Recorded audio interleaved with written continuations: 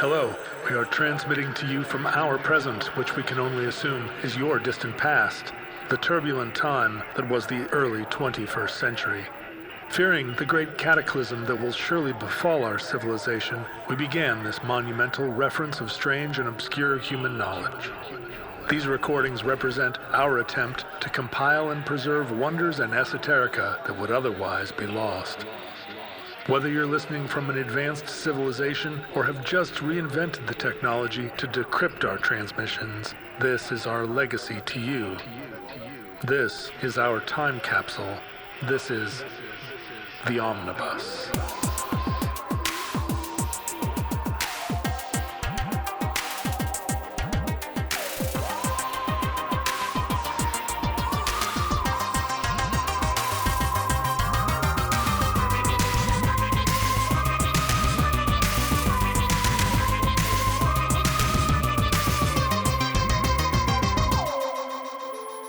You have accessed entry 431.EZ0902. Certificate number 23821. Eurowesterns. Robert, welcome to the Omnibus. Thank you for joining us. I'm so glad that you are wearing your NASA headset. Oh, this is the official Omnibus T-shirt that I got. That one of them. A trash panda, a washing bear. Well, good. So, are you an Ohioan? I am. I'll jog your memory a bit if you don't recall, but you and Ken did do a really nice episode that I suggested, in which I was very flattered because you spent a lot of the time talking about me, and it was called Mulberry Mania.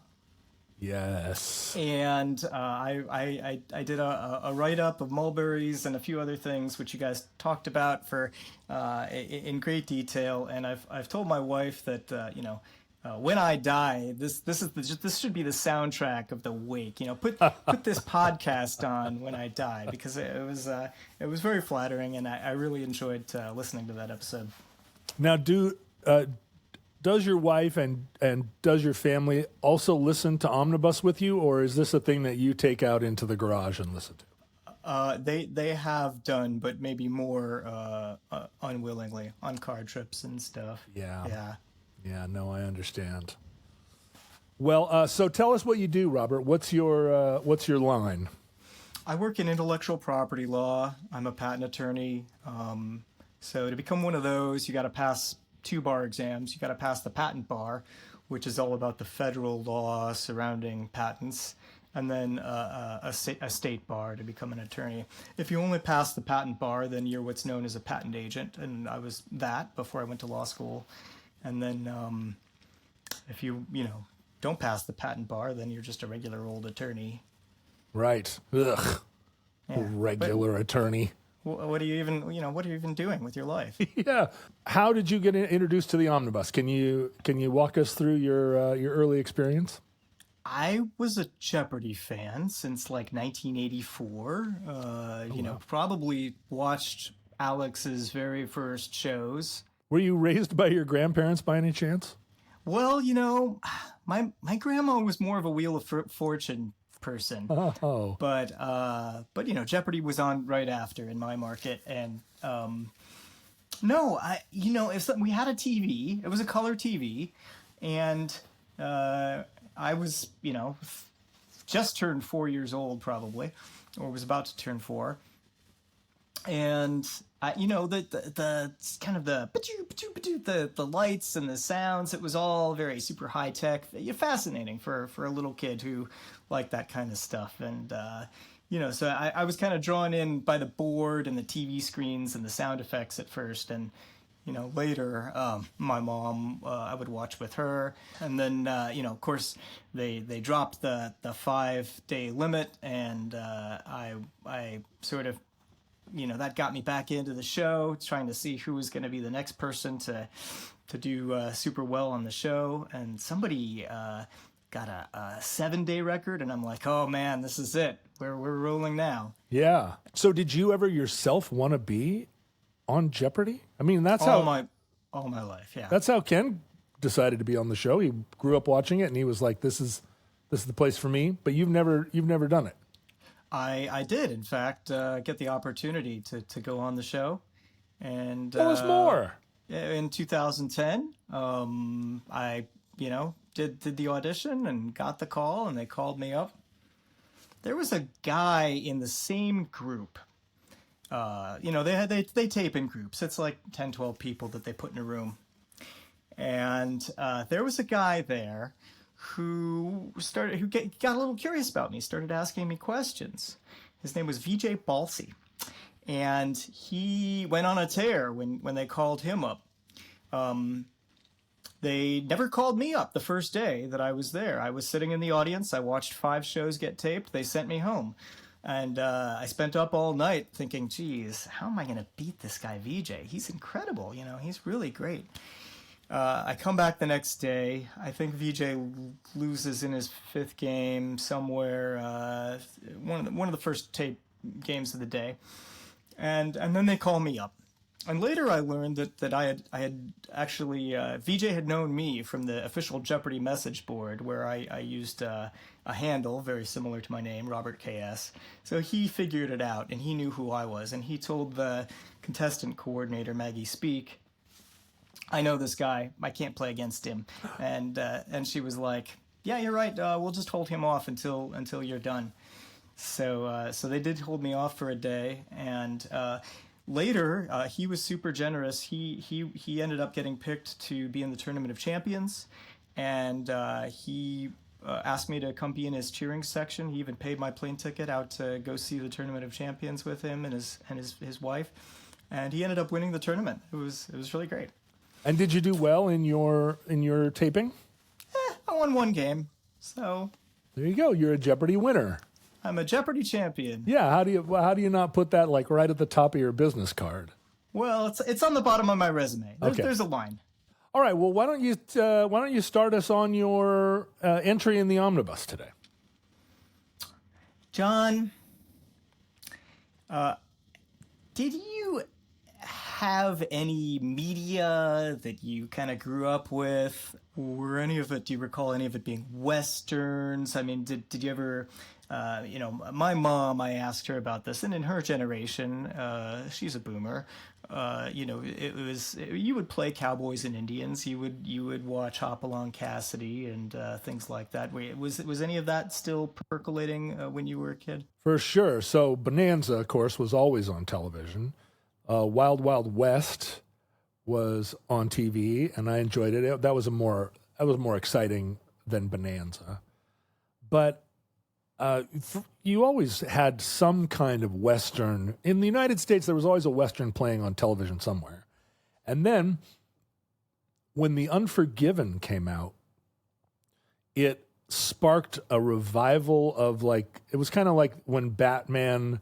The Dark Knight came out, and all of a sudden everybody's into comic books again because it's oh, we can be gritty. The Western kind of came back. I guess Lonesome Dove was a big media event where everybody was watching the same Western, and it was kind of a mini series. But yeah, Unforgiven brought back the gnarly Western, or maybe put Westerns back in everybody's mind. But it was, I think, a very niche genre of Western. It was sort of the gritty, I don't want to call it realism, but I think you used the word gritty, very gritty, very sort of enhanced violence. Definitely not your Hopalong Cassidy, your singing cowboy. Oh, and all of the Clint Eastwood movies, the spaghetti westerns that had that kind of, they were, in their time, right, considered really gritty. They were violent, and he was an anti-hero. But those were a kind of Western that, certain people liked. They were a little bit like Godzilla movies. Some people my age were really into Godzilla movies or Planet of the Apes movies, but it wasn't, universal. And I feel like Clint Eastwood movies were like that. Well, I went on Wikipedia and just to see what kind of Westerns there are, because I think that the genre did proliferate many different niche areas, and the list that they have here includes some weird ones. You got your epic westerns, your musical westerns, your singing cowboy westerns, your spaghetti westerns, but then we also have things like acid western. What? Your meat pie western, which I guess is an Australian western.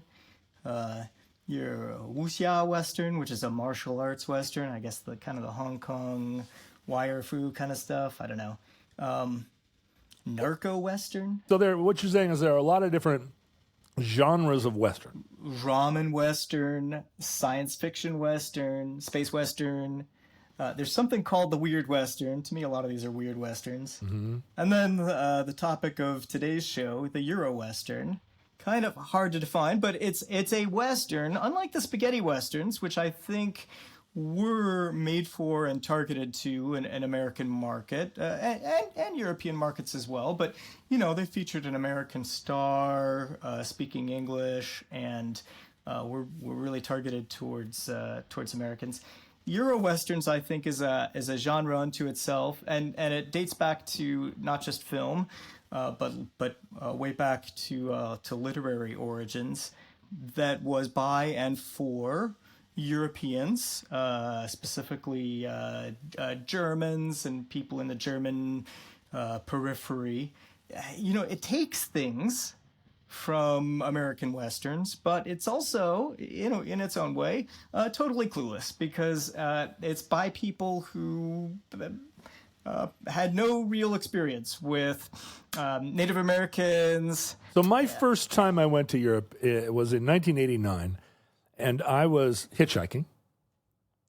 And at one point I was down I was in Portugal, and I was meeting a guy in Amsterdam, and this is back, of course, before you could be in touch with people, right? And we had made an arrangement, something like, on July 20th, I'm going to meet you in Amsterdam.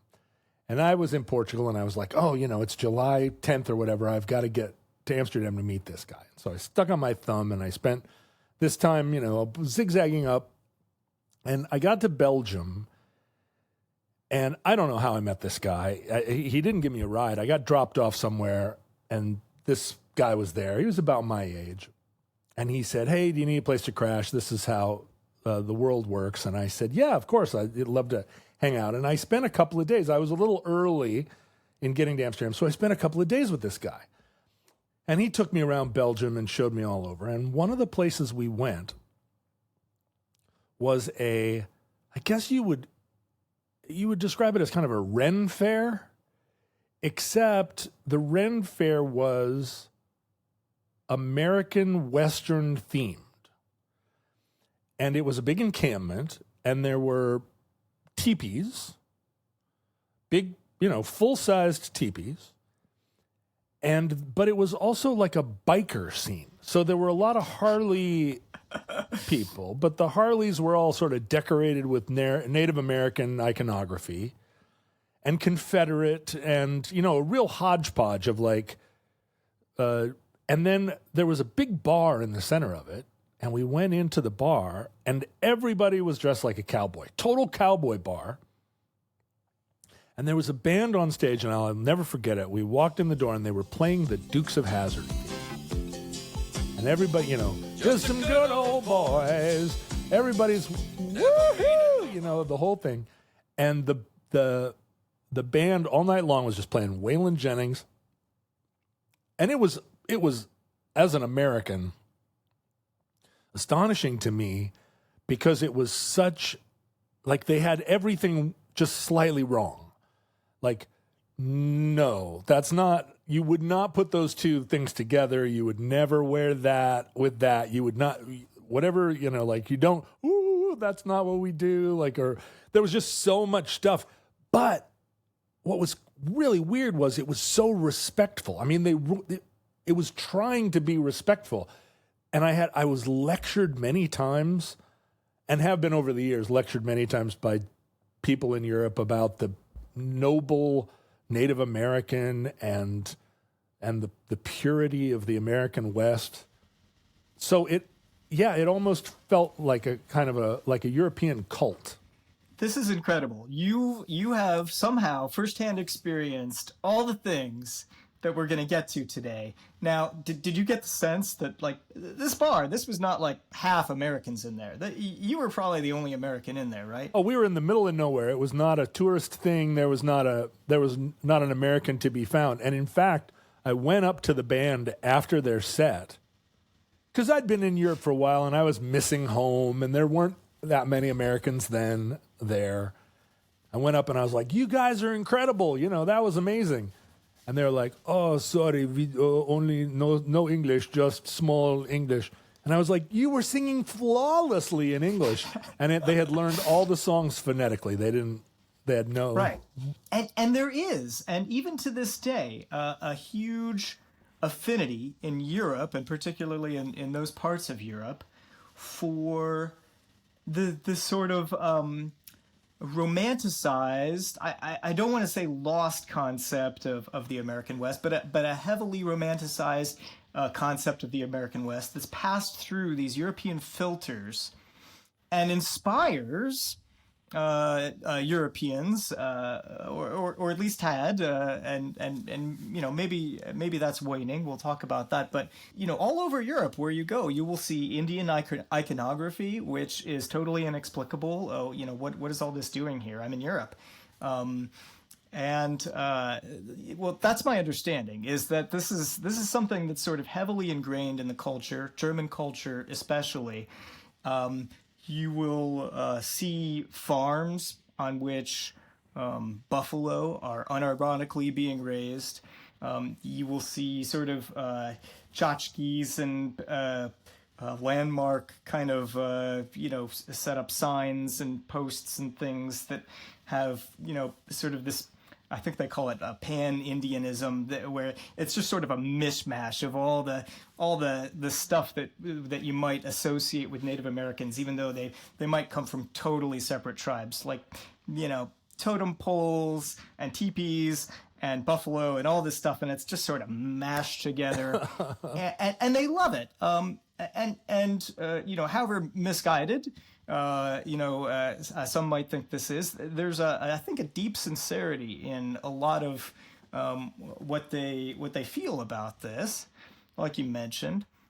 So I guess we're going to kind of dig back into the past and talk about how that came to be.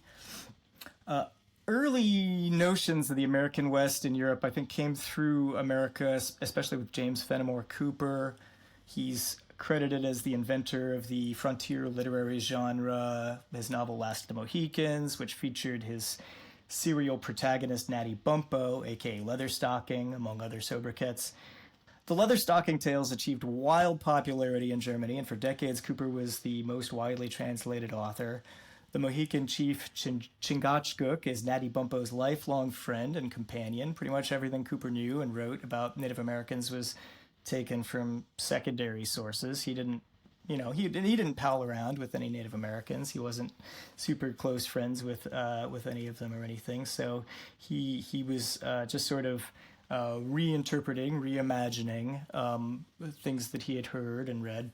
Was there something about it? Because I'm picturing the German of 1820, right? And Germany isn't even Germany in 1820, but there are Germans everywhere. Central Europe is overrun with them. And what is it? Is it the frontier, or as Ken would say, the frontier? What is the thing that resonates with them in a way that they can put themselves in the... Because as we know, the entire center of the United States was settled primarily by Germans and Dutch and Scandinavians, right? Like the American West, a little known story, or rather an infrequently told version of that story, is that the cowboys were all Germans, right? Like there are a lot of them. Like when we talk about the colonization of the United States, there was a massive German component to that.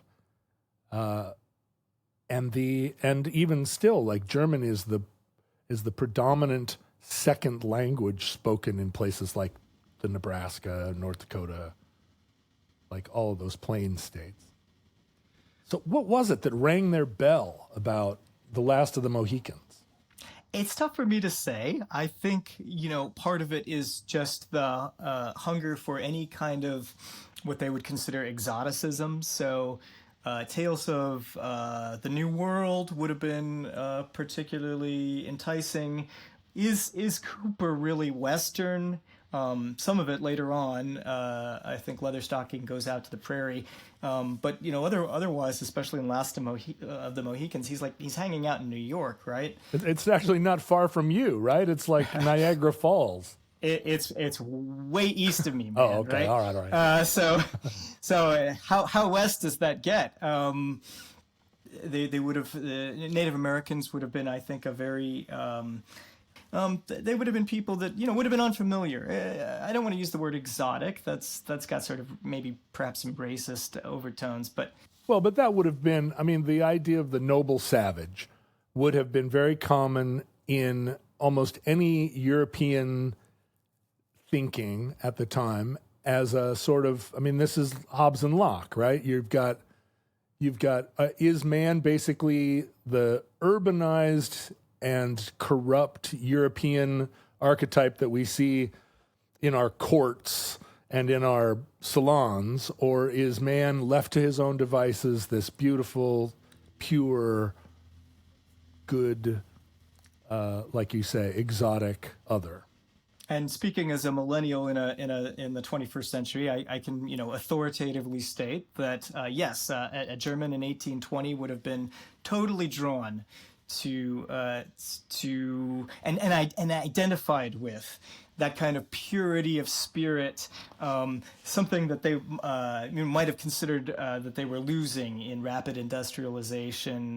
Maybe not in 1820, but as the century went on. Oh yeah, 1820 would have been already coal smoke filling the skies, right? The first German to write literary texts about the United States, including the American West, was Charles Sealsfield, which was the nom de plume of a runaway monk from Austria named Karl Anton Postel. His writings generally had a political tone, setting up contrasts with the oppressive Austrian government. Some of his fiction writings depicted the Native American struggle for survival against U.S. expansion. So these themes are trickling in. From May to August 1854, Balduin Mulhausen served as a topographer and draftsman for an expedition through the western United States to survey a route for a proposed transcontinental railway going from Arkansas to Southern California along the 35th parallel.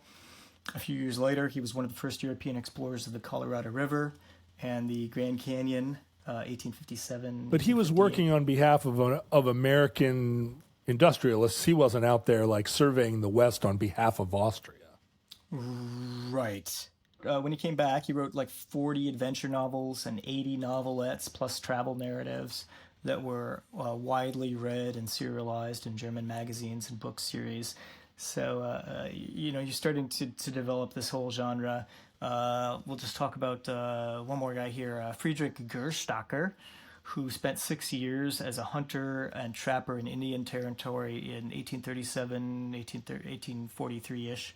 And he was also a hotel keeper in Louisiana before returning to Germany to find that he was already a famous writer because his mom had been publishing his diary to a periodical called The Rosen. Why the hell hasn't my mom been publishing my diary, I ask? 2 years later, he published his first adventure novel, and by the time he died in 1872, after quite a bit of world traveling, his works filled 44 volumes. The one who really hit it big, the hero of our story today, if you can call him that, was a guy by the name of Karl May, who was born to a poor family in Saxony in 1842. His dad was a weaver. How do you spell his name? Yeah, it's weird. It's pronounced May, and the last name is spelled M-A-Y. So like May, but I guess the German way of pronouncing it is May. He was the fifth of 14 kids, 9 of whom died before reaching adulthood. He worked in a Skittle alley at age 14. What's a Skittle Alley? Do you know that, John? A Skittle Alley. Well, I think you and your millennial friends would think of it as something a lot better and a lot more fun than it is. But it's Taste the Rainbow. It's like the Skittles was a game. It was like some sort of like bowling. Right. Yeah, right. it was like it was like he was working in the bowling alley, and so he got exposed to all the grown-ups speaking coarse language and stuff at a young age. In 1856, he commenced teacher training in Waldenburg. In Christmas of 1859, 6 candles belonging to the school were found in Karl May's possession. Oh boy. May was expelled. Oh boy. Was it a frame up though, or was he guilty? Stories differ, John. If you read his autobiography, he frames it as he had sort of an in-school job, like that rotating job of the week for the students, to scrape off the candlesticks and turn in the scrapings for tossing out. And his sister said, hey, we're so poor, we have not even enough money to light our home this Christmas, so we're going to spend Christmas in the dark. Hey, those scrapings there, I mean, would anybody miss those? But I think the documentation says, no, it was 6 full whole candles. Not quite the little matchstick girl story that he's trying to portray it. Yeah, so who do you want to believe? Do you want to believe his accusers here, or do you want to believe him? But in any case, he gets expelled. So the hero of our story is a candle thief, but okay. March 1869, posed as a police lieutenant.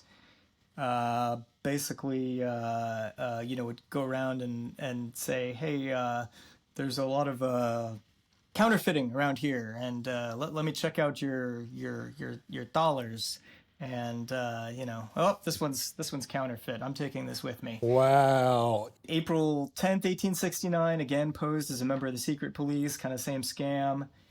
May 1869, collected into a child's pram, a lamp with a lampshade, spectacles in a case, 2 wallets with $2 inside, and other various little items, and took the whole lot in view of the neighbors to a hiding place in the woods. May 31st, 1869, took a restaurant set of billiard balls. A lot of these crimes seem like they were kind of thought up by a 10-year-old. June 1869, stole a horse, which he attempted to sell in the next village.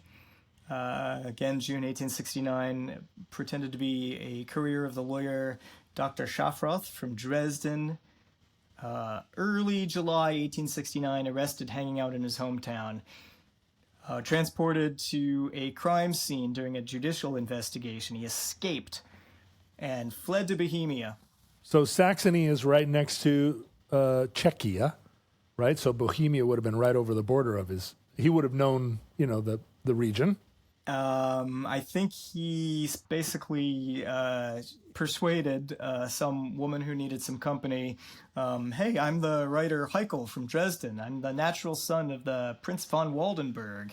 Let me live with you for a while. These are 10-year-olds' ideas of perfect crimes. May 3rd, 1870, jailed in Waldheim, Saxony, assisted by a Catholic catechist. He was permitted to play the organ at Catholic Mass, despite being a Protestant. And within a year of being released in 1875, after all this time in prison, sort of scheming about how he was going to establish himself once he was released, he published his first work of literary fiction, and soon became an editor for periodical publications. Now, isn't this true of a lot of sociopaths, that it ends up that they are enormously talented? I mean, he's obviously good enough to play the organ in a Catholic church. He's convincing all these people that or at least briefly, I mean, how charming do you have to be to convince someone that their money is counterfeit and they should give it to you? And now he's revealing himself to be a talented writer. And yet, this is the first sign we've seen of him going straight in his life. Well, there are some theories that perhaps he had a dissociative identity disorder or multiple personality disorder, as I think it used to be known. Basically, all these different characters and things might have been actual real aspects of his personality that he might have transitioned into and out of. There's no, of course, these days, no firm proof one way or another, but it might explain a lot as to how he was able to sort of, filter, process things that he had read or heard somehow and spin them up into these whole new universes, these whole new worlds that he would inhabit. As a freelance writer in 1878, he starts publishing these travel stories. Here's a word that I wasn't familiar with before. Maybe you would have heard it. Colportage? Does that mean anything to you? Colportage? No. So this was kind of the Netflix of its day. There weren't phones or direct marketing. These kind of door-to-door salesmen of literature, colporters, they'd knock on your door and say, "Hey, you wanna read this story?" And they would kind of get you hooked. And they would come back to your house. I don't know whether it was week after week or month after month, but these were serialized stories that would have been, perhaps bundled into periodicals or maybe gathered into novels, bound in book form. And if you wanted to read the next installment, you had to, basically be the subscriber and get the next installment. And so they would kind of get you hooked that way. This was one of his major outlets for his writing. Another was Marian calendars, which were these religious almanacs that were spiced up with pop literature to boost sales and promote moral themes. These were, they had all the feast days in them and stuff. His adventures were set in locales that would have been exotic to Germans. Stories set in the Middle East, had a hero known as Kara ben Nemsi, which translates to Karl, son of the Germans. Among other outlets, he published in a Catholic weekly called Household Treasure. And here's his big break. In 1892, the publication of the Household Treasure stories in book form, financial success, fame. He made enough money to buy a large house in Radebeul near Dresden. Wow. Which he named Villa Shatterhand, which is today the site of the Karl May Library. So all of a sudden he's a serial writer and a success. His most popular characters were the dynamic duo of Winnetou and Old Shatterhand. Winnetou is the son of the chief of the Mescalero Apache, who later becomes chief himself. Spoilers. Mm-hmm. Old Shatterhand, who despite the nickname is not old, is a strong and skilled German immigrant who finds himself in the American West, you mentioned earlier. Does he have a shattered hand? Well, he has a shattered hand. That is kind of his superpower. He gets that nickname by being by having this ability to knock out any opponent with one well-placed blow to the temple. Ah, not a shattered hand, but a hand of shattering. A hand of shattering. And so these characters feature in a number of stories and novels. They're narrated by the Old Shatterhand character. He's called Charlie. He calls himself Charlie in the few occasions where his name is mentioned. So this would have been this is like late 19th century. Even in America, the Old West is seen as dying out. It's the last years of, all the old cowboys are hanging up their spurs. And this would also have been a period in America where we were romanticizing the West. And it was a time whose likes we would never see again, right? And this is also what he's doing there. Because it was something that we were quickly losing. When I say we, the world, not just the frontier, but whole races of people. In a preface to, I think, the first book of the trilogy Winnetou that May wrote, he really laments the disappearance of the American Indian. He compares them to Turks. So the Ottoman Empire is dying out at the same time. And he sort of sets up this this analogy between these two sets of people. I think a constant theme is this sorrow for the changes that are happening in America and across the world. Well, the age of exploration is gone too. There's no undiscovered place left. I mean, we think of that as being a really modern phenomenon, but in 1900, that would have felt. We have steamships that can cross the oceans. Where's left? What place is there left that you can just go be a wild man? The Wild West. I mean, it's thought of in the movies and TV often as being a lawless place. So that gave space within the narrative for this character, Old Shatterhand, who he's really skilled and he's strong, but he lives by this moral code. He's always trying to make sure that he escalates the least amount possible, attempts to never take lethal actions. Mm-hmm. He's on the Native American side. So he arrives in the American West as a young, somewhat naive, yet highly capable German immigrant, and he gets a job as a surveyor for a railroad company, planning to build a line across the American West. But he's a champion of justice. Because what he finds out is that this railroad line is actually going to end up going across Apache land, despite what he's trying to make sure doesn't happen. So that narrative, the East Coast robber barons who are riding roughshod over not just the Native Americans, but also the small farmer and the prospector. I mean, that's like maybe one of the primary tropes of Old West film and literature. But that didn't come. He didn't invent that, but it's interesting that that's like a primary theme.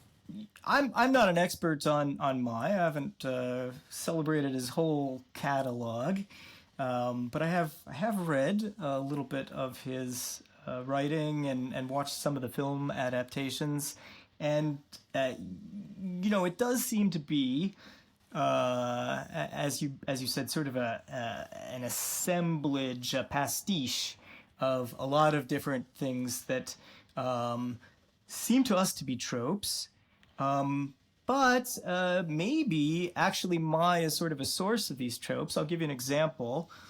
Old Shatterhand and Winnetou become blood brothers in a ceremony, solidifying a lifelong bond between them. This is after Old Shatterhand saves Winnetou's life without revealing his identity to Winnetou, that it was him, Old Shatterhand, who saved him. It was dark, John. Look, Sure. It was very dark. Sure. He came out, he shattered somebody, and then he was just like, oh, I found you here. So Winnetou and the Apaches capture Old Shatterhand, make him go through these trials by combat, which Old Shatterhand passes. But the kicker is when Old Shatterhand says, look, it was me who saved your life back there. And so then, boom, blood brothers. Right. Now, when you think about blood brothers, what do you think about?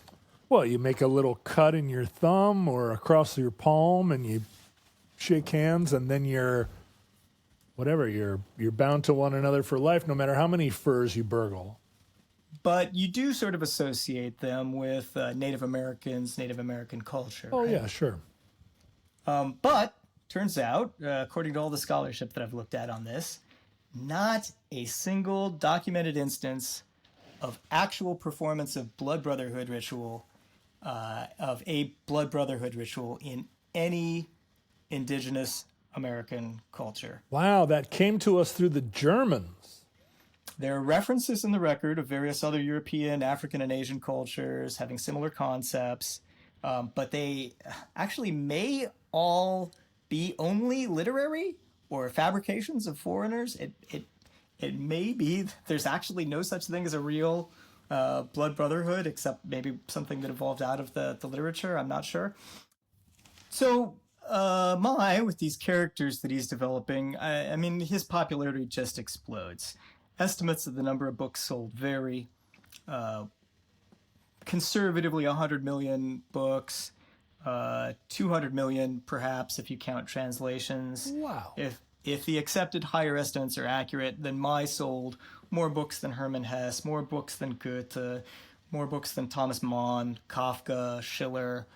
The only competition he has among widely read Germans is Martin Luther for his translation of the Bible, Karl Marx because of the Communist Manifesto, or the Brothers Grimm maybe. Wow. And you have to take into account that when we talk about Germans reading this stuff, it's not just what we consider modern day Germany as the state. This would have been like the German Empire. Right. So it would have included not only modern day Germany, but big parts of modern day Poland, chunks of modern day France, Denmark, Belgium, Czech Republic. Then there were ethnically German parts of Austria-Hungary. There was a great deal of German influence in modern day Lithuania, Latvia, Estonia, not to mention colonial possessions in Africa, China, the Pacific. So his writing had sort of an expanded sphere of influence. It would have gotten around. I guess. It's worth pointing out at this point that Karl May was like Cooper before him, making this stuff up. Right? He had never been to North America. He was too busy being in jail. Right? He had only books to draw from, and another big thing that was happening at the time was Buffalo Bill's Wild West show. So lots of Germans would have been exposed to Native Americans and the American West through these traveling shows, which were hugely popular in Europe at the time. Buffalo Bill came with his cast and toured through Europe, as they had done in America. Right. And they raked in the box office because everybody wanted to see this stuff, and they were received extremely respectfully. Again, going back to your experience at the bar, they were, I think, very, very sincere in their interest, and they really wanted to know about the American West and Native Americans in particular. Over the years in Europe, like I said, I think at the beginning, there's been an element, late night conversations in bars, where European students were quick to kind of not just lecture me, but sort of harangue me about the American mistreatment of the Native American, the American kind of culpability in the crimes of the West, with this sort of like, I mean, they were at one level very earnest, but also like a strange thing to adopt as your cause, as like a European student who's 3 drinks in and is like, you know what,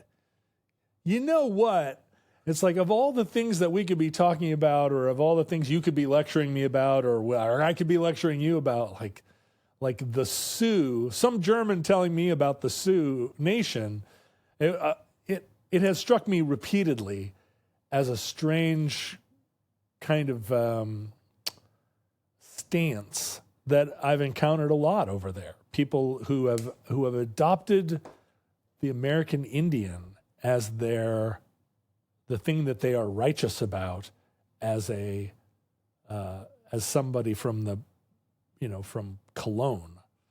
Another factor that may have led to this popularity is just the sheer volume and interconnectedness of the Karl May literary universe. His collected works fill 70 volumes. They're full of characters that might have their own series of novels, but they'll also be name dropped or pop up in another character's novels. Another factor, the lack of German cultural heroes. This is something that you guys talked about in King Under the Mountain episode. Other than, say, Frederick Barbarossa, the Germans didn't have a lot of strong, capable figures to idolize. Wagner is contemporaneous with May, and they're both kind of doing the same thing in a way. They're creating this panoply of idols, of heroes that Germans can look to for sort of a, maybe not just a mythos, but a moral guidance. And that leads into what I think is the biggest factor, which was the German youth movement of the 1890s. Urban industrialization was causing young Germans to yearn for the outdoors as a way to escape the materialistic, the authoritarian, the bourgeois. There was a revival of romanticism, seeing the outdoor life as a moral renewal, hiking, camping, singing folk songs. Nudism, as we've discussed on the omnibus. This movement, it evolved to become known as the Wandervogel, and musical instruments were carried. New counterculture greeting from Austria was popularized, the friendly Heil. Karl May's Western novels resonated with the emerging ethos, and the youth found identification with the Native American characters, and May's emphasis on moral purity, peace, spiritualized idealism. Right. This does feel very, very much like it, right? That these are somehow universal ideals, and they often get transferred to, this is the noble savage, right? The ideals are universal and idealized, but then you find someone to personify them. So it's either the American Indian, or it's some uncontacted people, or you try to do, it's the back to the land movement. You try to do it yourself to relieve yourself of all the corrupting influences of your phone and your television, and end up back where you're just eating muesli with oat milk and generating solar power. So it's offering this mythic, imaginative escape, which the youth movement was seeking to live out. And I think these factors kept May's works relevant well into the early 20th century, maybe beyond. But there was maybe one more factor worth touching on, which is the kayfabe. May promoted his books by having himself photographed in character as Old Shatterhand and Kara Ben Nemsi, who really are probably the same person. I mean, they're both kind of alter egos of the author himself. He commissioned reproductions of his character's special rifles described in his books. Wow. He led tours of his home and replied to fan mail. In response to ever more fervent fan enthusiasm, May began to increasingly identify himself with the characters, eventually going so far as to claim that his stories were based on his real travels and experiences, and that he himself was Old Shatterhand. He commits to the bit. Wow, and were people buying it? Did kids follow him around? His fan publications stated that he had a PhD and knew dozens of languages. He would commemorate the death day of Winnetou as if he were a real person. Did he wear buckskin pants around? In these pictures, he's got the buckskins. He's got the whole, very inappropriate cultural appropriation thing going on. But does everybody buy it? No. He develops some critics, you might say enemies, and this is what leads to sort of what they call the Karl May problem, which is, how could such a fantastically popular and morally earnest author have a personal past that included criminal convictions, pseudonymous identities, fictionalized self-presentation, and what did that say about him and his work? These journalists, and in one case an owner of a newspaper, in response to his representations to his fans, dredge up his early life, his prison terms, his fraud, his impersonation. Two different vagrancy periods. And Karl May doesn't like it. He thinks that they're going a bit too far, and sues some of them for libel. He publishes, he calls it an autobiography. It's really sort of a screed, a case against his critics. And so May spends a lot of the rest of his life just sort of fighting for his reputation, and inside the courts and within public opinion. And how long does he live? Does he live to see World War I? He does not. He dies in 1912 from what we understand now was probably a carcinoma, lung cancer that metastasizes and causes him all kinds of problems. In his older years, he refocused his literary output toward the the allegorical, the philosophical, the mystical, some have said. He considered the question of mankind, super big into pacifism and the raising of humans from evil to good. One of the audience members at this final lecture was a Nobel Peace Prize winner named Bertha von Suttner, who came to see him talk, and she was a huge fan of his. Of course, being such an influence over generations of German boys, he had a lot of people who were really into Karl May. The eccentric German Marxist philosopher Ernst Bloch. I'm sure you know about him, John. I do. Albert Einstein expressed profound admiration for May. He is reported to have said, "My whole adolescence stood under his sign. Indeed, even today he has been dear to me in many a desperate hour." Wow. So, one wonders what exactly what kind of influence May might have had on Einstein. Would we have the theory of relativity today if Einstein hadn't spent his youth or misspent his youth reading May? Robert, that is a bold assertion. I'm going to get bolder here. You brought up World War I. I even wonder, given the heroes, the mythos that May created for the German kids around the turn of the century, whether World War I would have even been as big as it became if he hadn't sort of created this whole generation of kids who maybe felt like they should all be the hero, like old Shatterhand, and get out there on the front and perform these heroic acts. I would love to see just some sort of reporting from the trenches where all these 18-year-old German soldiers had old Shatterhands, like the little lightning bolt or whatever on their sleeve that represented this what would have been like a universal sort of baseball card for them. And according to a plausible but reasons to doubt it legend, another audience member at this last lecture was an unemployed painter.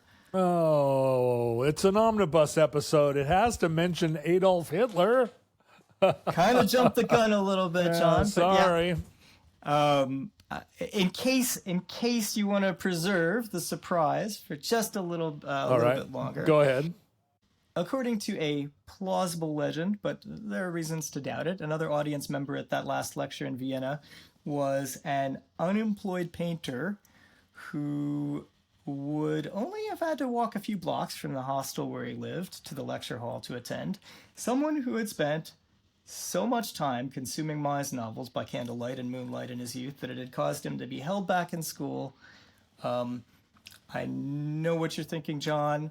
This is another great Nobel Peace Prize laureate, someone who took to heart the pacifism theme of this lecture.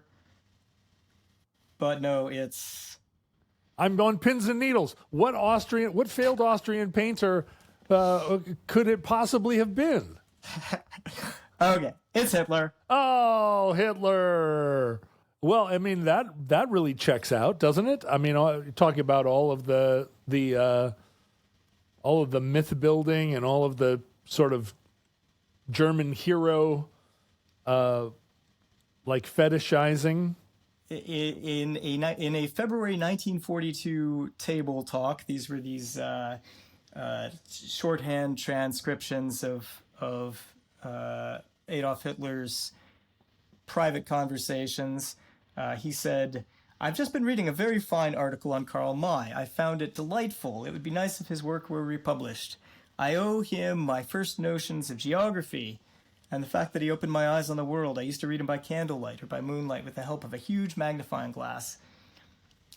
In spring 1933, a Munich-based journalist named Oskar Achenbach toured the Berghof, Hitler's residence in the Bavarian Alps, and reported as follows in the Sonntag Morgenpost: "The bedroom of the Fuhrer is of Spartan simplicity, brass bed, closet, toiletries, a few chairs.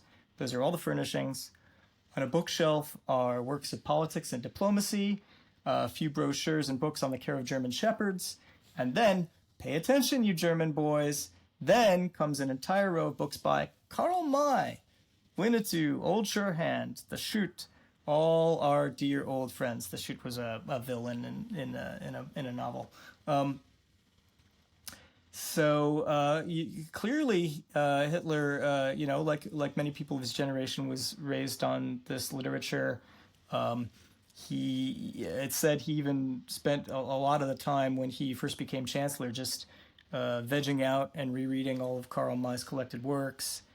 Albert Speer recounted in his Spandau diaries, Hitler was wont to say that he had always been deeply impressed by the tactical finesse and circumspection that Karl May conferred upon his character Winnetou. And he would add that during his reading hours at night, when faced by a seemingly hopeless situation, he would still reach for those stories, and they gave him courage, like works of philosophy for others, or the Bible for elderly people. Wow. It's incredible to think that our fantasizing fur burglar is somehow at the core of Nazism. Somehow, it sort of all ties together. I think the youth movement, which Hitler later co-opted, the aspirations of a nationalism, a national unity, and the Nazis didn't like everything that Karl May wrote. All his later stuff, which was about pacifism, they were like, yeah, we're not going to print that anymore. But all the earlier stuff, like Hitler's reported to have sent hundreds of thousands of copies of May to his troops on the Russian front. He's sort of never really matured over the reading of his youth. That he's placed May on this level where it's still guiding him, even though really it's just, kids' literature. Louis L'Amour level cowboy paperbacks. Well, it does, I think, it does comport with what I already knew about Adolf Hitler, that he was not that sophisticated when you really scratch the surface. He was not. Well, it's a lot to unpack, isn't it? I mean, because he also influenced Einstein, and we're probably not going to say that May was at the heart of the atom bomb, because, right, this is the 19th and 20th century. Like everybody touches everyone. Everybody touches everyone, but you do have to wonder, like, how much influence did he really have? Without Karl May, would we have had two world wars quite as big as they were? Right. In what ways would things have worked out differently if his inspiration hadn't been feeding into the culture? He never really makes any impact at all on America. I don't think most Americans would have heard of him. The one way you might have is in Inglourious Bastards. There's a reference in the scene where they're playing Guess Who I Am with the cards on their foreheads in the basement tavern. One of the cards, in fact, the first character to play the game, to guess who he is, the card on his head is Winnetou. I feel like that, some of these ideas of heroism and nobility and the last wild place of the American West, I think we do see those.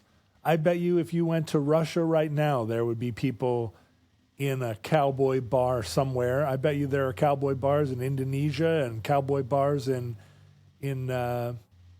Mongolia, and a lot of it is not coming from what we think it is, which is our own self-mythologizing, but it's probably coming from one or two remove, a local writer or maybe a translation of May, where the American story is being,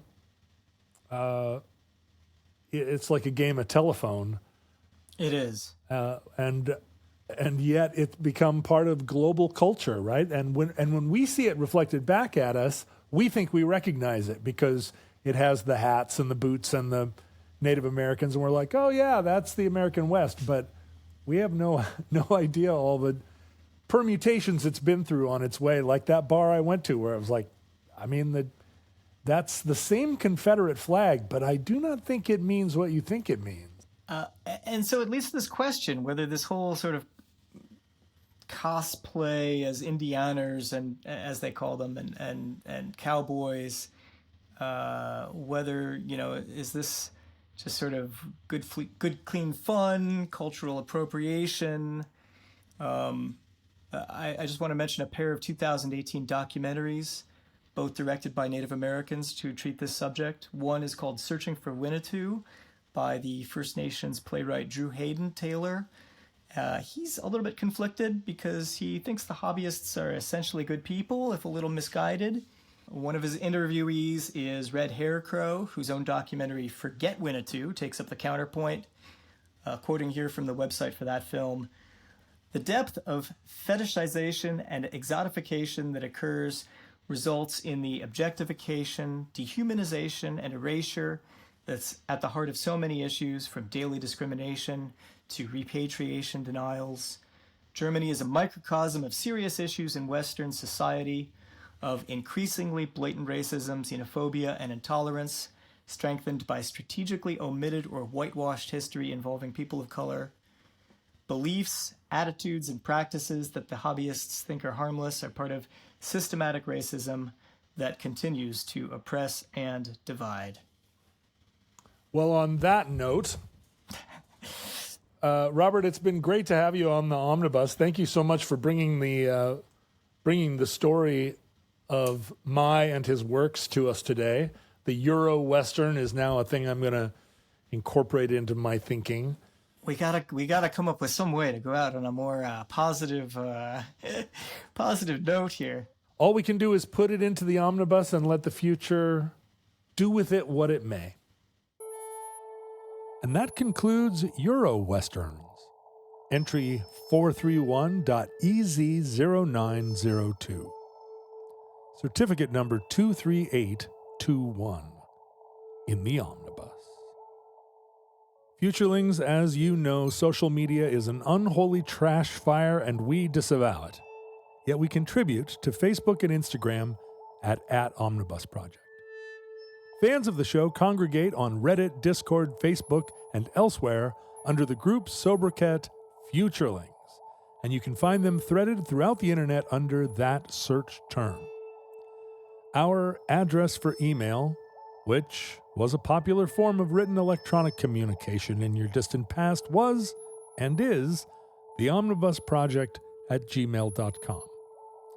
Physical mail, postcards, packages, and talismans may be sent care of the Omnibus Project to 609 Southwest 150th Street, number 48084, Burien, Washington, 98166. Our show is listener-supported, so please continue joining our Patreon community at patreon.com/omnibusproject. Membership in that community comes with a treasure trove of perks, including years of photos, show notes, outtakes, studio shots, and mail, as well as monthly addenda episodes featuring emeritus co-host Ken Jennings, and depending on the level of subscription, perks including executive and exclusive merch items and bonuses. All Patreon members get early access to weekly episodes on Tuesdays instead of Thursdays. Well worth the money. That's patreon.com/omnibusproject. Futurelings, from our vantage point in your distant past, we have no idea how long our civilization survived. We hope and pray that the catastrophe we fear may never come, but if the worst comes soon, this recording, like all our recordings, may have been our final word. But if Providence allows, we wish you many goods and cheese and hope to be back with you soon for another entry in the Omnibus.